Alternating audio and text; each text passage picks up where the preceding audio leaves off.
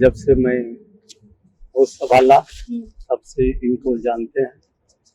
दशरथ मांझी समाज सेवा के काम किया करते थे और समाज सेवा में भी वो अपना जीवन यापन कर दिया। उनकी पत्नी फगुनिया देवी प्रत्येक दिन खाना और पानी लेकर के यही इमली के पेड़ के नीचे आया करते थे।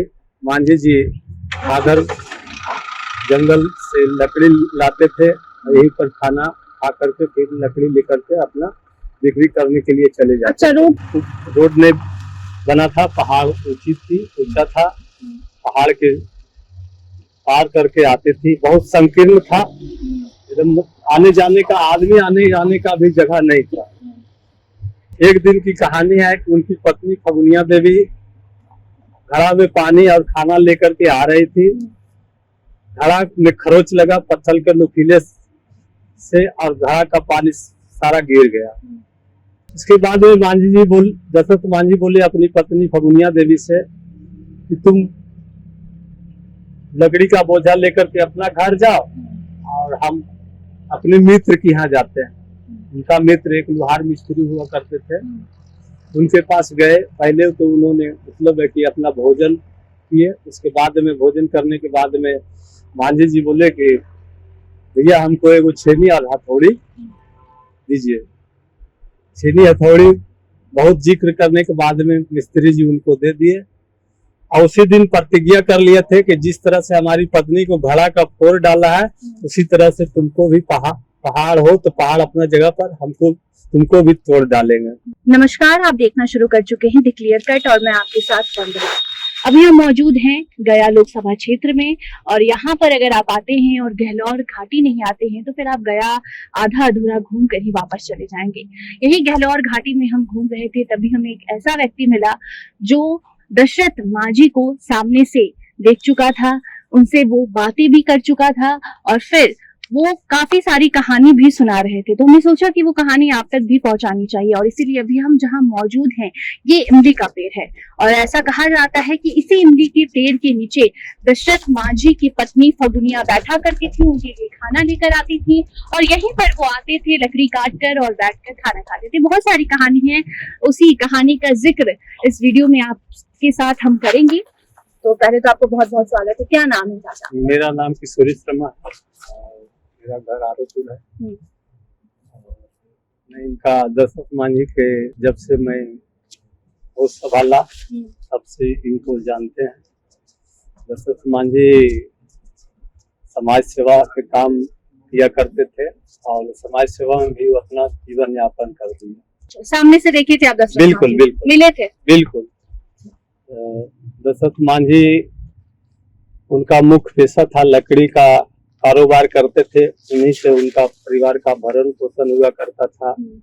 एक पुत्र दशरथ मांझी का जो है उस पुत्र का नाम भागीरथ मांझी है। एक पुत्री थी, उस पुत्री का नाम तो हम नहीं बता सकते हैं। वो भी पुत्र पैर से विकलांग। मांझी जी का मुख्य पेशा लकड़ी का था।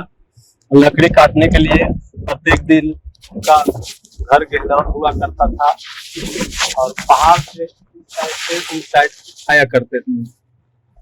उनकी पत्नी फगुनिया देवी प्रत्येक दिन खाना और पानी लेकर के यही इमली के पेड़ के नीचे आया करते थे।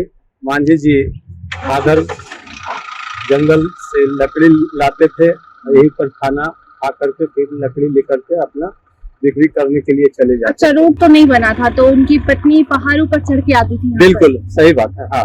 रोड नहीं बना था, पहाड़ ऊंचा था, पहाड़ के पार करके आते थी। बहुत संकीर्ण था, एकदम आने जाने का भी जगह नहीं था।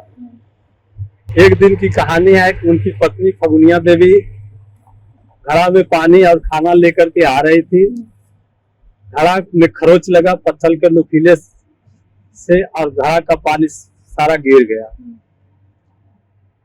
फगुनिया देवी तो मन ही मन अपने में करने लगी कि आज हमारे मतलब है कि मांझी जी तो हम पर नाराज होंगे, लेकिन वो हिम्मत बांध करके इमली के पेड़ के नीचे आकर के बैठ गई। मांझी जी उधर से लकड़ी का बोझा लेकर के आए और वो अपना मांझी जी को बोले कि आज तो पानी तो बाहर निकला है, पानी सब निकल गया है, ऐसे आज प्यासे रहिएगा। मांझी जी बोले कि कोई बात नहीं है, चलो जो होना था हो गया। इसके बाद में दशरथ मांझी बोले अपनी पत्नी फगुनिया देवी से कि तुम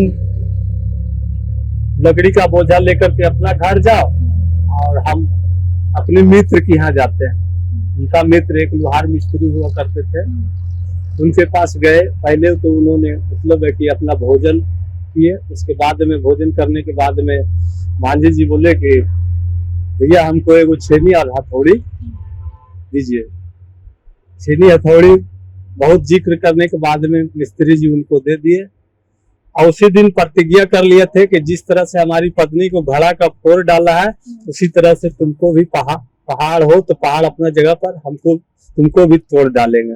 उसी दिन से पत्थर को गर्म कर करके उन्होंने छेनी और हथौड़ी से काटना शुरू कर दिया। इसी बीच में बहुत सरकारों के पास मतलब है कि जो भी यहाँ के चीफ मिनिस्टर रहे सबके पास गए, लेकिन माननीय मुख्यमंत्री जो अभी हमारे नीतीश कुमार जी हैं 2006 में माननीय मुख्यमंत्री जी 2 घंटा के लिए इनको अपना कुर्सी भी हासिल दे दिए थे, बैठाए थे और बोले कि ऐसी ऐसी बात है सर, अगर हम बेलौर घाटी को काट पूर्ण मतलब है कि अगर पूरा सफाई कर दिया जाए तो इधर का दूरी कम हो जाएगा। जो लोग वजीरगंज से गया होकर के और खिदरसराय से चलने के लिए आते हैं तो दूरी कम हो जाएगा।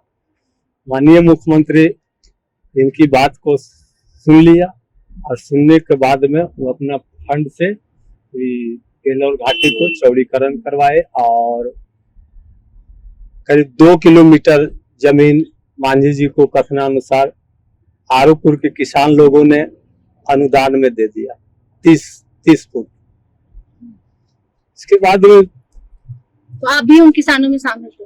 जी हम भी उस किसान में हम मतलब शामिल थे। मतलब आपने भी अपनी जमीन दी? जी यही तो कहानी है। 2017 में मांझी जी का दिल्ली एम्स में माननीय मुख्यमंत्री बीच में तबीयत खराब हुआ मांझी जी का, और माननीय मुख्यमंत्री के देखरेख में दिल्ली एम्स में उनका इलाज चल रहा था, वहीं उनका निधन हो गया। निधन हो जाने के दरमियान में वहां से उनका डेड बॉडी आया और बेलौर घाटी में उनका समाधि बना हुआ। मुख्यमंत्री ने काफी साथ दिया था? बिल्कुल जी बिल्कुल साथ दिया।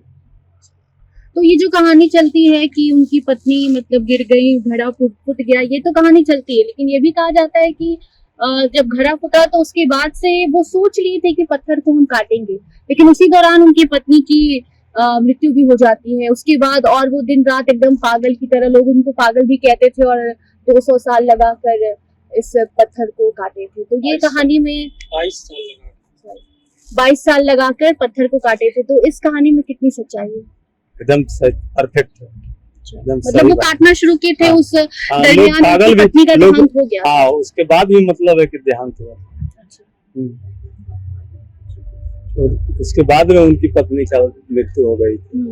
मांझी जी ने जो सड़क काटा था, पत्थरों को काट के जो सड़क बनाया था, उसकी चौड़ाई लंबाई कितनी थी? देखिए मांझी जी मतलब है कि जब शुरू किए थे तो पहाड़ का चोटी तो बहुत संकीर्ण था।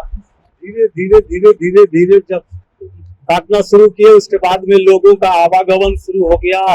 उसके बाद में मतलब है कि बैलगाड़ी भी पार होना शुरू हो गया, ट्रैक्टर वगैरह भी इस पार से उस पार होना शुरू हो गया। उसके बाद में सरकार से मिले, सरकार का टेंडर से मतलब है कि उनका सरकार सहयोग किया, और सरकार के सहयोग से जो देख रहे हैं अभी जो मतलब है कि 30 फुट काटे।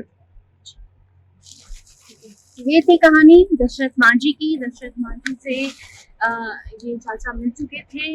उन्होंने देखा था कि कैसे दशरथ मांझी ने अपनी पत्नी के लिए ये सब कुछ किया, पत्थर काटा, और आज ये गहलौर घाटी में लोग दूर दूर से घूमने आते हैं। यहाँ पर दशरथ मांझी जी की जो समाधि है वो भी बिहार के मुख्यमंत्री के द्वारा बनवाई गई है। साथ ही आप इस पर क्या सोचते हैं अपनी राय कमेंट सेक्शन में जरूर बताइएगा। धन्यवाद।